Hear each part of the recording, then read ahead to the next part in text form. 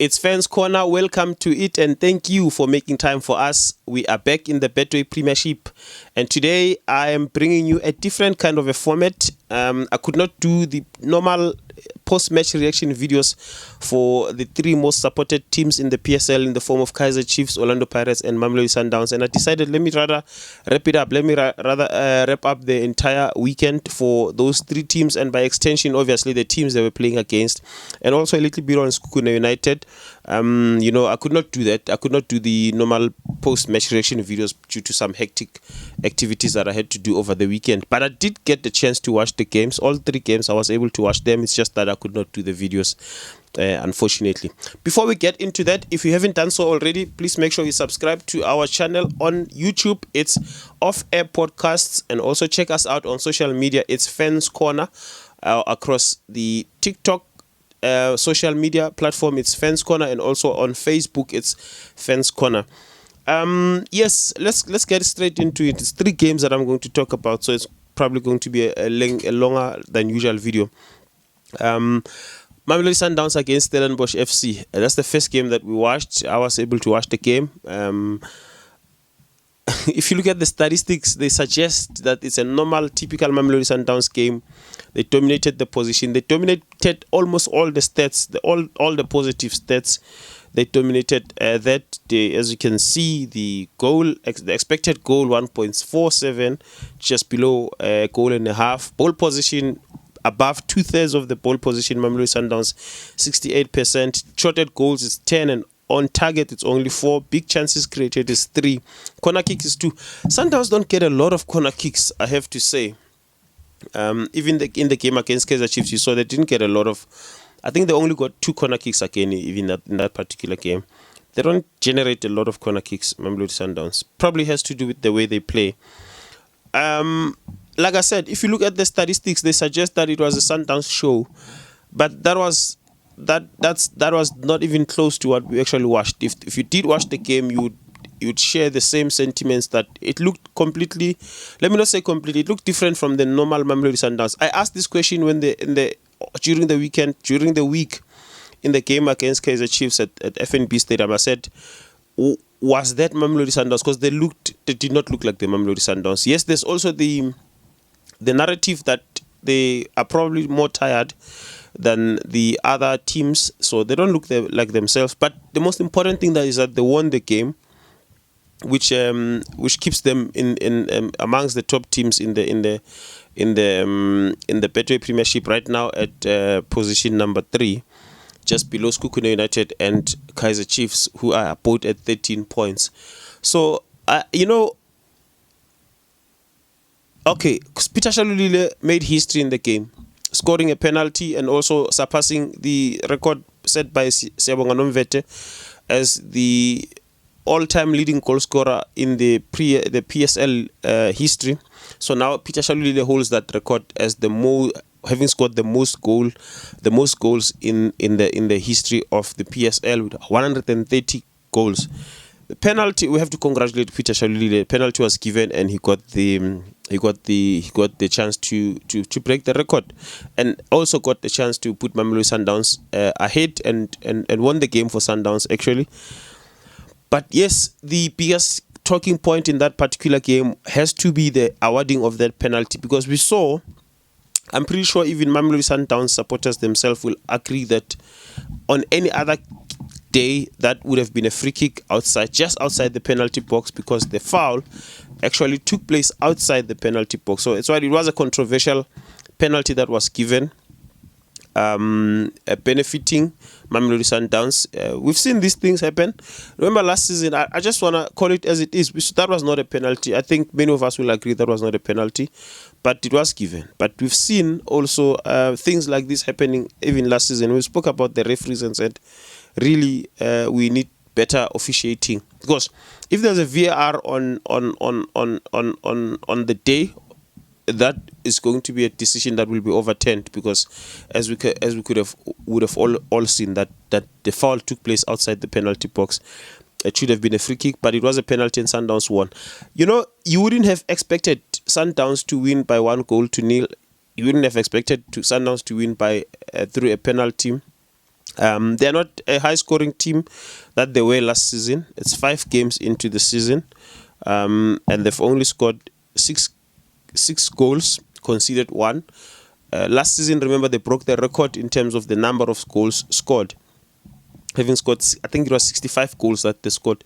So they're not as a high-scoring team that they were last season. In fact, the highest-scoring team right now in the log, surprisingly, is TS Galaxy with 9 goals scored out of 5 games. And they also conceded a number of goals. They conceded 5 goals as well. So, yeah. But it's still early in the season. I'm just saying it looks like a different Mamelodi Sundowns, this one. I don't know whether is it a call for consent for Sundowns supporters. I'd like to hear from you. What do you think about this season? I spoke about this, in fact, against in the game against Kaizer Chiefs, and I felt like this was a different Mamelodi Sundowns. They don't look like the Sundowns they don't look as threatening, as scary as they usually do. Even in the game against Kaizer Chiefs, they were very dull. We'll probably hope that after the international break they will look like themselves. After some of the players will get to rest, because not everyone is going to represent their countries during the FIFA break. But it is what it is. And Sundowns have now, I think they've won what? They've won 3 games and drawn 2. That puts them at 11 points. They're still undefeated, but by the Mamelodi Sundowns standard, this is a slow start. So I don't know if this is a call for concern. I did talk about Coach Cardoso as to what Sundowns fans actually think about him. Up to so far, having played 5 games in the log, is it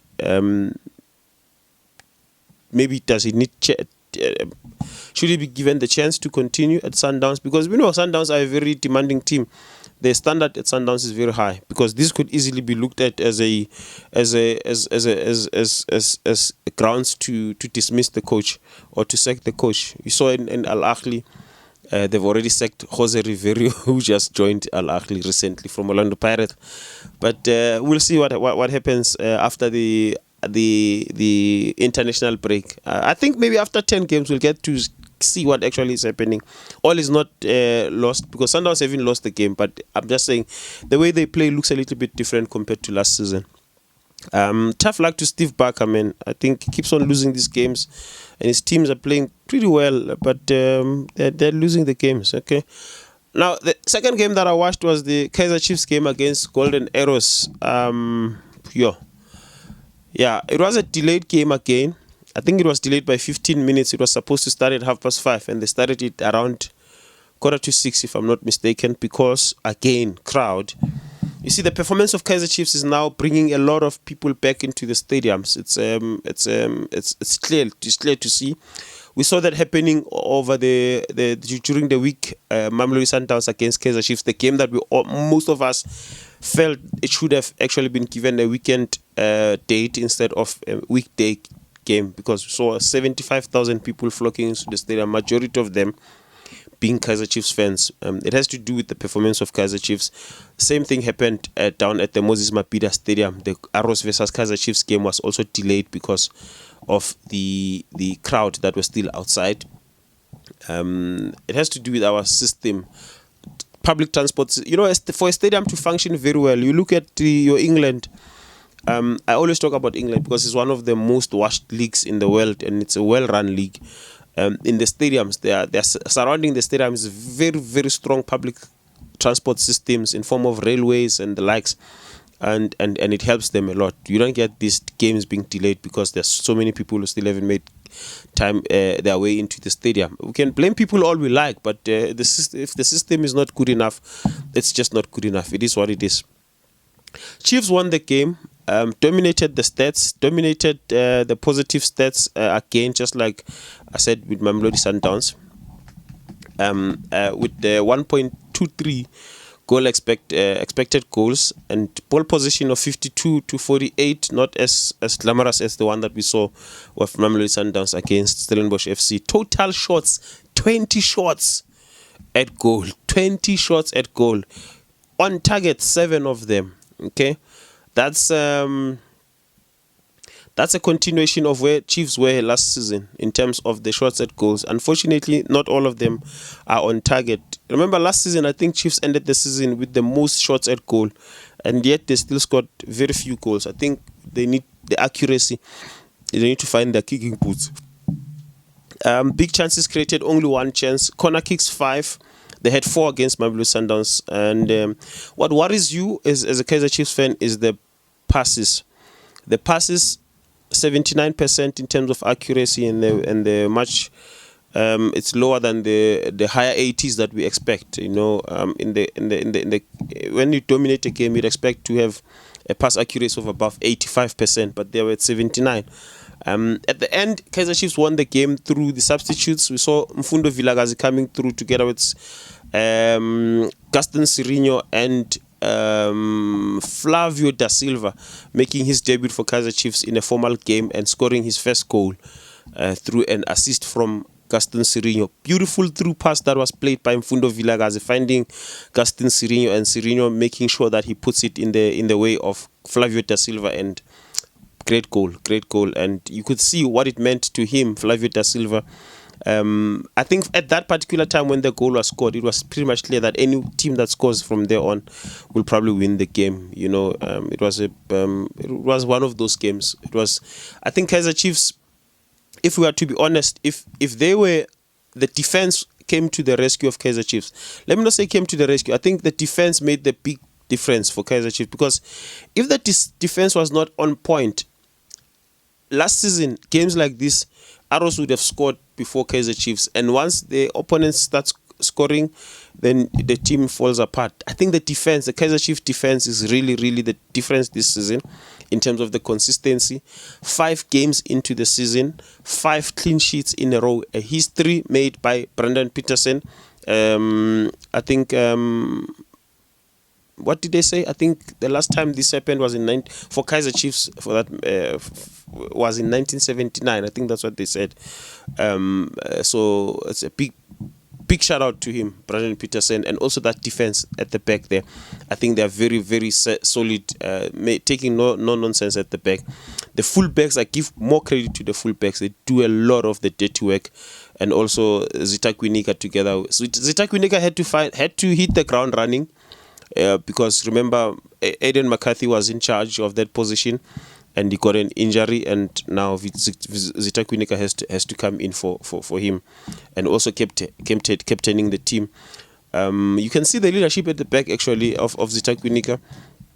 I would have thought they will give Inacho Miguel the belt when Aiden McCarthy was injured, but we didn't see that happening. We saw Zita Kwinika actually being given the belt. So Kaizer Chiefs, I think the defense is right now. It's the defense is making all the difference. Gavin Hunt made this statement years ago. I think other coaches have made this statement as well, but the first time I heard it, I think, was from Gavin Hunt many years ago, when he said, "Strikers will win you games, and defenders will win you championships." Okay, so that's the importance of the defense. You've got a team. Last season they could barely keep a clean sheet. They kept their first clean sheet in game week number 10. They just kept on conceding goals. Even when they were winning, they were conceding goals, Kaizer Chiefs, and wins were not easy to come by last season. And here we are, 5 games into the new season, 5 clean sheets. No team, you've played Mamelodi Sundowns as well, you kept the clean sheet, even though you did not win, but you still kept the clean sheet, which is positive against the highest scoring team last season. So the defense of Kaizer Chiefs has to take most of the credit for the performance of the team and the consistency of this Kaizer Chiefs team this season. I think if they continue this way, we are in for a humdinger of a season, because we've got contenders for the league. It's still too early, I know, but if they continue this way, they'll find themselves also throwing in their head into the draw there for challenging the league.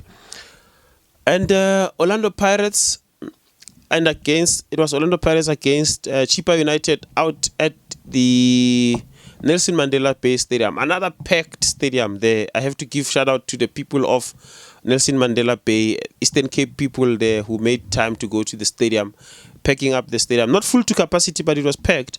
Orlando Pirates winning that game by 3-0. A convincing win for Orlando Pirates, I have to say. Having watched the game, it was very entertaining.